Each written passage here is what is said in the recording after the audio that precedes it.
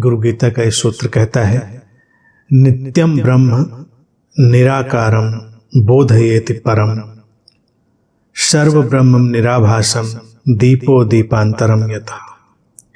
नित्य निराकार निर्गुण ब्रह्म का बोध गुरु कृपा से ही मिलता है।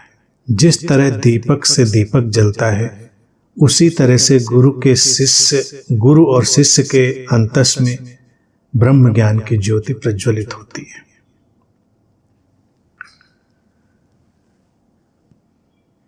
किसी बुद्ध के सानिध्य में होना, किसी भी जागृति के सानिध्य में होना संक्रामक होता है।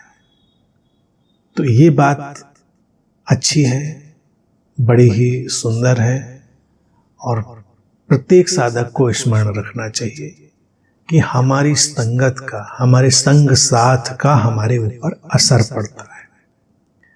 इसीलिए भारत में हमने आश्रमों का निर्माण किया, संघों का निर्माण किया, कि एक जैसे लोग एक साथ हों जिससे उनकी यात्रा ज्यादा तीव्र हो। दीपक से दीपक जलते हैं। अगर एक दीपक जल रहा है और एक बुझा हुआ दीपक उसके पास लाया जाए तो वो लौ बुझे हुए दीपक को भी प्रज्वलित करती है। जैसे कुछ आग कहीं पर जल उठी हो, सूखी लकड़ियां हम उसके पास रखें, धीरे धीरे चिंगारियां उछलती हुई, लपटें इधर उधर बढ़ती हुई उस सूखी लकड़ी को भी अपने में खींच लेती। ऐसे ही ज्ञान की भी अग्नि है। गुरु या बुद्ध वो व्यक्ति होता है जिसके भीतर वो अग्नि प्रज्वलित है, उसकी उपस्थिति उस आग जैसी ही है। हम अगर उसके समीप हैं तो उस समीपता में धीरे धीरे हमारे भीतर भी वो चिंगारियां पहुंचती हैं और हम भी प्रज्वलित हो उठते हैं।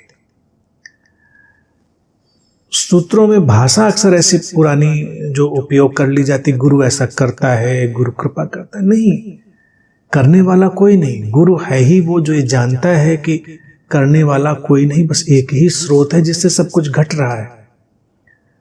इसी को हम सत्संग कहते हैं। सत्संग का अर्थ गाना बजाना नहीं, भजन गाना, प्रवचन सुनना नहीं, वो सब एक किस्म का टाइम पास है और कभी कभी न्यूरोटिक विक्षिप्त स्थितियां भी हैं।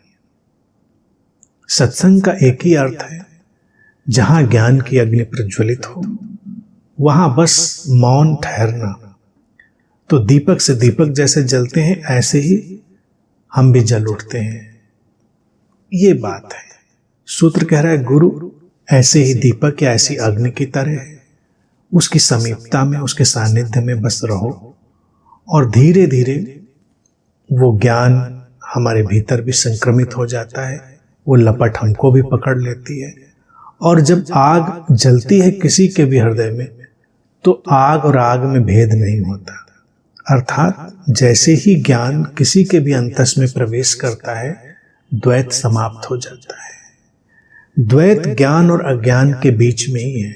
ज्ञान की आग एक ही जैसी है, वो इधर जले या उधर जले, यहां जले या वहां जले, उसमें कोई भेद नहीं। तो जैसे ही ज्ञान की अग्नि या दीपक प्रज्वलित होता है, गुरु और शिष्य का भेद भी तिरोहित हो जाता है।